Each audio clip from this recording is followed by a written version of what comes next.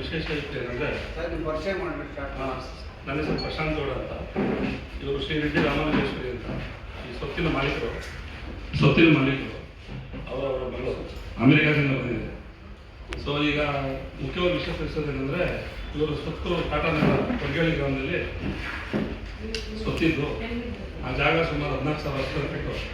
ಇವರು ಜಾಗ ಇವರು ಒಡೆತನದಲ್ಲಿ ಸುಮಾರು 30 ವರ್ಷದಿಂದ ಪರ್ಚೇಸ್ ಮಾಡಿ ಪರ್ಚೇಸ್ ಮಾಡಿ ತಮ್ಮನಿಂದ ಇವರಿಗೆ ಗಿಫ್ಟೆಡ್ ಆಗಿ ಇವ್ರ ಹೆಸರಿಗೆ ದಾಖಲೆ, ಖಾತೆ, ಅಪ್ಟುಡೇಟ್ ಈ ಖಾತಾ ಎಲ್ಲ ಸ್ವತ್ತಿನ ಸಂಪೂರ್ಣ ದಾಖಲೆ, ಕಾಂಪೌಂಡ್ ವಾಲು, ಫೆನ್ಸಿಂಗ್ ಎಲ್ಲ ಮಾಡಿ ಶುದ್ಧವಾಗಿ ಎಲ್ಲ ಕಂಪ್ಲೀಟ್ ನಮ್ಮ ಸ್ವತ್ತು ಇವ್ರ ವರ್ಷದಲ್ಲಿರ್ತದೆ.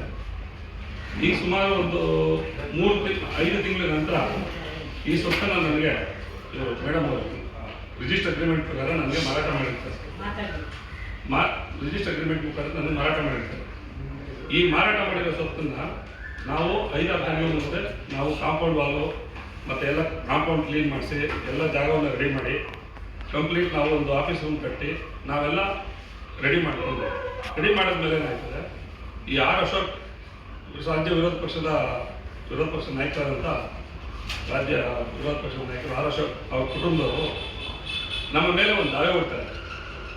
ಏನಂತೇಳಿ 8456/2025 ಅಂತ ಸಿಟಿ ಸಿವಿಲ್ ಕೋರ್ಟ್ನಲ್ಲಿ ಒಂದು ದಾವೆ ಹೊಡ್ತಾರೆ. ಆ ದಾವೆಗೆ ಸಂಬಂಧಪಟ್ಟಂಗೆ 1 ಎಕರೆ 11 ಗುಂಟೆ ಅವ್ರ ತಾತ ಅವರು 1955ರಲ್ಲಿ ಪರ್ಚೇಸ್ ಮಾಡಿದ್ದೀನಿ. ಅದರಲ್ಲಿ 25 ಗುಂಟೆ ನಾನು ಅಕ್ಕಯ್ಯಮ್ಮನವ್ರಿಗೆ ಮಾಡಿದ್ದೀನಿ 1959ರಲ್ಲಿ. ಇನ್ನು 25 ಗುಂಟೆ ಈ ಏನು ನಮ್ಮ ರಾಮಾನುಜೇಶ್ವರಿ ಮೇಡಮ್ ಅವ್ರ ಸ್ವತ್ತಿದೆ ಆ ಸ್ವತ್ತಿನಲ್ಲಿ ನನಗೆ ಆಸ್ತಿಲಿ ಬರಬೇಕು ಅಂತ ಹೇಳಿ ಕೇಸ್ ಹಾಕ್ತಾರೆ. ನಾವೇನು ಹೇಳ್ತೀವಿ, ನಮ್ಗೆ 70 ವರ್ಷದಿಂದ ಅವ್ರ ಹತ್ರ ಯಾವುದೇ ರೆವಿನ್ಯೂ ರೆಕಾರ್ಡ್ಸು, ಯಾವುದೇ ಸಿಂಗಲ್ ಡಾಕ್ಯುಮೆಂಟು ಏನು ಇದುವರೆಗೂ ಯಾವುದೋ ಒಂದು EC ಇಲ್ಲ, ಒಂದು ಏನಂದ್ರೆ ಏನೂ ಇಲ್ಲ, ಸಿಂಗಲ್ ಡಾಕ್ಯುಮೆಂಟು ಕೂಡ ಇದುವರೆಗೂ ಏನೂ ಇಲ್ಲ. ಅವ್ರ ಹೆಸರಿನಲ್ಲಿ ಯಾವುದೇ ದಾಖಲೆಗಳಿಲ್ಲ. ಸಿಟಿ ಸಿವಿಲ್ ಕೋರ್ಟ್ನಲ್ಲಿ ಒಂದು ಸುಳ್ಳು ದಾವೆ ಕೊಡ್ತಾರೆ. ಸುಳ್ಳು ದಾವೆ ಅಂದರೆ ಏನು ದಾಖಲೆ ಇಲ್ಲ, 25 ಗುಂಟೆ ಇದೆ ಅಂತೇಳಿ ಹಾಕ್ತಾರೆ. ಈ ದಾಖಲೆಗಳನ್ನ ನಾವು ಪರಿಶೀಲನೆ ಮಾಡಿದಾಗ ಆ 25 ಗುಂಟೆಯನ್ನು ನಮ್ಗೆ ಯಾರು ಪ್ರೀವಿಯಸ್ ಮಾಡಿರ್ತಾರಲ್ಲ ಅವ್ರ ಹೆಸರಿಗೆ ಅವ್ರ ತಾತ ಅವತ್ತೇ ಮಾರ್ಬಿಟ್ಟಿದ್ದಾರೆ, 1959ನಲ್ಲೇ ಮಾರ್ಬಿಟ್ಟಿದ್ದಾರೆ. So there is no land in hand. ಅವ್ರ ಹತ್ರ ಒಂದೇ ಒಂದು ಅಡಿ ಜಾಗ ಇಲ್ಲ.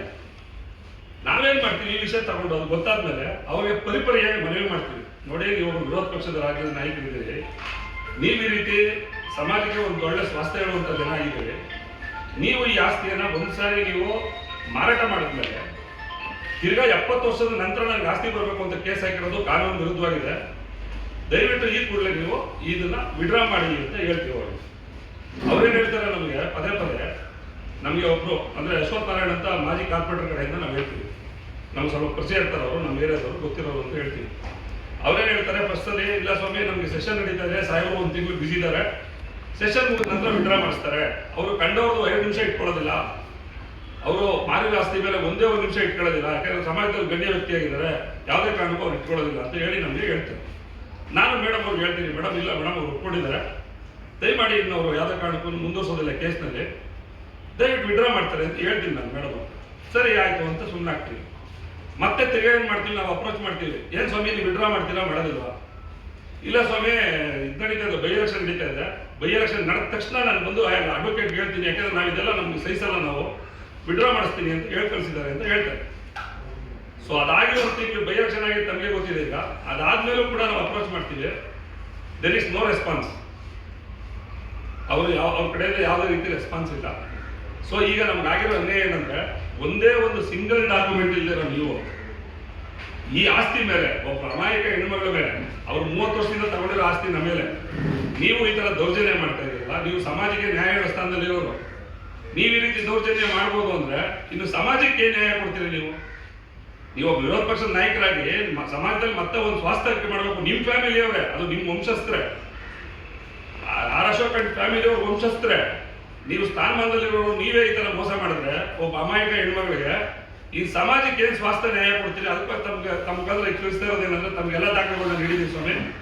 ಅವ್ರ ಹತ್ರ ಏನು 21 ಎಕರೆ 11 ಗುಂಟೆ ಪರ್ಚೇಸ್ ಮಾಡಿದ್ರು 1955 ಅದ್ರಲ್ಲಿ 25 ಗುಂಟೆ ಅಕ್ಕಯ್ಯಮ್ಮನ ಮಾಡಿದ್ದಾರೆ, ಇನ್ನು 25 ಗುಂಟೆ ನಮ್ಮ ಪ್ರೀವಿಯಸ್ ಓನರ್ ಮಾಡಿದ್ದಾರೆ. ಅಂದಮೇಲೆ ಅವ್ರ ಆಸ್ತಿ ಎಲ್ಲಿ ಹೋಯ್ತು? ಇವ್ರ ಉದ್ದೇಶ ಕೇಸ್ ಹಾಕ್ಬೇಕಾಗಿತ್ತು, ಇವ್ರ ಉದ್ದೇಶ ಏನು ಅನ್ನೋದನ್ನ ಮೇಡಮ್ ಅವ್ರು ಹೇಳ್ತಾರೆ. ಮೇಡಮ್ ದಯವಿಟ್ಟು ಅವ್ರು ಕೊಡ್ತೀನಿ, ಮಾತಾಡ್ತಾರೆ.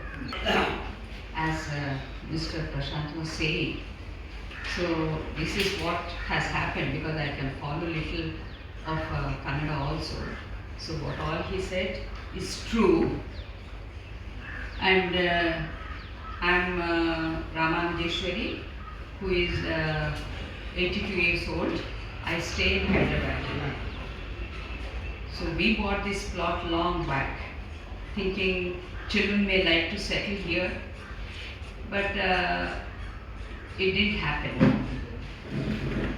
So of late, recently, when I started with his help, started developing the place, getting the wall done and the office done, then this problem has taken place.